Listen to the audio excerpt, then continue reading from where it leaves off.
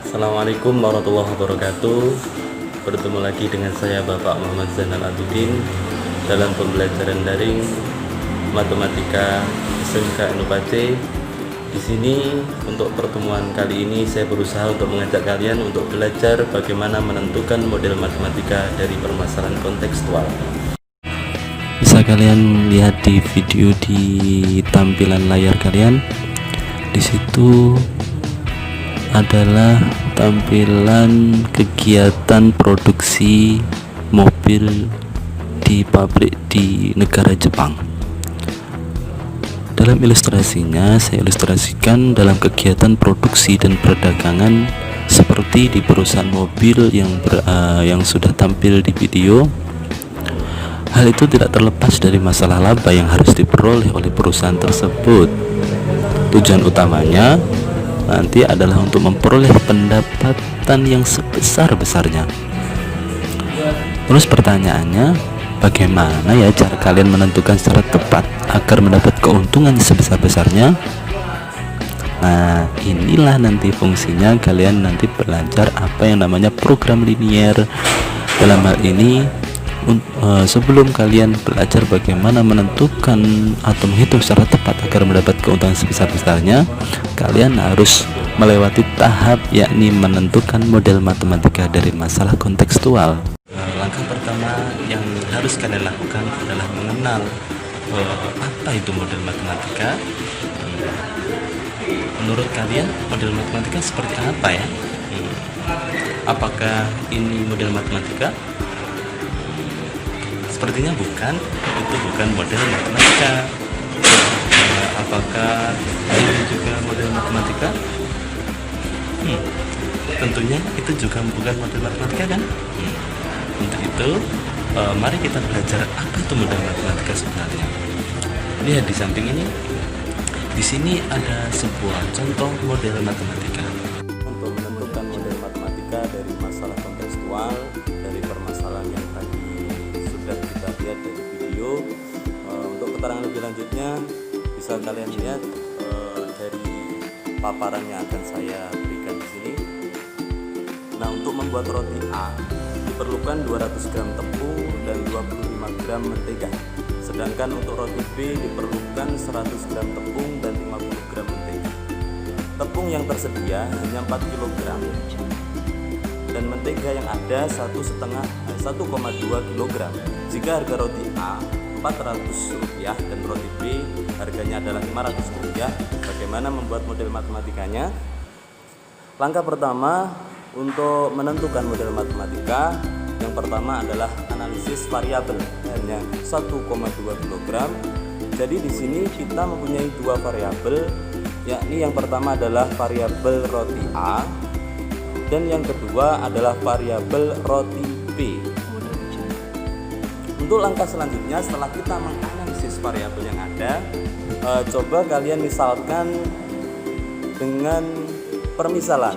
Contoh seperti ini. Untuk roti A kita misalkan dengan variabel X, dan untuk roti B kita misalkan dengan variabel Y. Untuk membuat roti A memerlukan 200 gram tepung dan 25 gram mentega, di mana roti A tadi sudah kita misalkan dengan variabel X, memerlukan tepung 200, mentega juga 25. Untuk selanjutnya, sedangkan untuk roti B diperlukan 100 gram tepung dan 50 gram mentega. Bisa kita buat bagan atau tabel seperti ini. Roti B yang kita misalkan dengan variabel Y memerlukan tepung 100 gram dan juga mentega 50 gram. Untuk selanjutnya, analisis yang selanjutnya adalah pada kalimat tepung yang tersedia hanya 4 kg.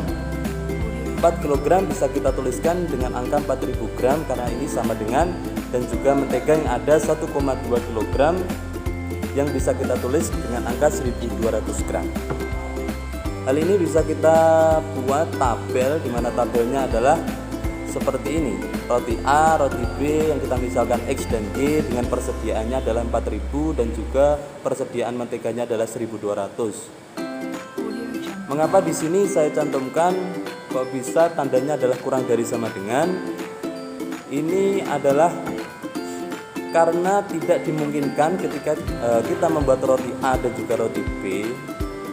Ketika kita membuat roti tersebut, tidak memungkinkan kita membuat roti A dan roti B tersebut memerlukan tepung yang lebih dari 4.000 gram. Karena persediaan yang ada hanya 4.000 gram. Untuk itu tandanya dalam pertidaksamaannya nanti adalah kurang dari sama dengan. Begitu pula untuk menteganya juga nanti tandanya adalah kurang dari sama dengan. Di sini saya cantumkan harga 400 sama 500 untuk roti A dan roti B. Ini adalah dari kalimat yang menyatakan bahwa jika harga roti A Rp400 dan roti B harganya Rp500.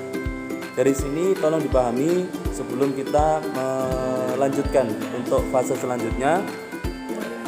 Untuk fase selanjutnya bisa dilihat dari tabel untuk roti A, roti B, tepung dan mentega serta harga yang nanti bisa kita analisis satu persatu. Contoh di sini kita analisis tentang baris pertama, yakni adalah baris tepung. Di sini dilihat untuk tepungnya memerlukan 200 gram untuk roti A dan tepung untuk roti B memerlukan 100 gram. Jadi nanti bisa kita modelkan matematika menjadi 200X ditambah 100Y kurang dari sama dengan 4000. Di sini kita bisa sederhanakan dari 200X tambah 100Y kurang dari sama dengan 4000 menjadi 2X tambah Y kurang dari sama dengan 40. Di sini kita sudah mempunyai model matematika yang pertama. Untuk model matematika yang kedua kita analisis untuk baris yang kedua, yakni adalah kolom baris mentega. Baris mentega di sini roti A memerlukan 25 gram mentega, di mana roti B memerlukan 50 gram mentega, di mana persediaannya hanya 1.200. Untuk itu bisa kita buat model matematika menjadi 25X ditambah 50Y kurang dari 1.200. Hal ini bisa kita sederhanakan menjadi X tambah 2Y kurang dari sama dengan 48. Ini kita sudah mempunyai model matematika yang kedua. Untuk selanjutnya coba kita analisis bagian jumlah dari roti A dan roti B. Ingat, jumlah roti tidak dimungkinkan berjumlah negatif. Artinya apa? Di sini jumlah roti A tidak boleh kurang dari 0. Jadi X-nya nanti bernilai lebih dari sama dengan 0. Di sini kita sudah mempunyai model matematika yang ketiga. Dan yang selanjutnya adalah jumlah roti. Ini maksudnya adalah roti B tidak boleh kurang dari 0. Jadi Y-nya harus lebih dari sama dengan 0. Ini adalah model matematika yang keempat. Untuk selanjutnya, karena kita nanti akan memaksimumkan atau meminimumkan dari suatu keuntungan, jadi kita analisis tentang harga. Jadi hasil penjualannya bisa dirumuskan dengan fungsi objektif atau fungsi sasaran yang bisa dimaksimumkan atau diminimumkan. Hal ini bisa kita lihat karena tadi harga roti A 400 dan roti B adalah 500, bisa kita modelkan matematika menjadi fungsi objektif menjadi Z sama dengan 400X ditambah 500Y. Demikian untuk beberapa model matematika yang bisa kita buat dari permasalahan kontekstual tadi. Yang pertama model matematikanya adalah 2X tambah Y kurang dari sama dengan 40. Sementara yang kedua adalah X tambah 2Y kurang dari sama dengan 48. X lebih dari sama dengan 0, Y sama dengan 0, Y lebih dari sama dengan 0. Ini adalah fungsi kendala. Sementara untuk fungsi objektif atau fungsi yang bisa dimaksimumkan atau diminimumkan, yakni adalah Z sama dengan 400X ditambah 500Y. Oke anak-anak, itu adalah cara atau langkah untuk menentukan model matematika dari masalah kontekstual. Semoga pembelajaran ini bermanfaat. Semoga kalian belajar di rumah dengan sehat, dengan selamat, dan tidak ada halangan apapun. Semoga tetap sehat selalu di rumah, tetap semangat untuk belajar matematika. Dari saya kurang lebihnya saya mohon maaf. Assalamualaikum warahmatullahi wabarakatuh.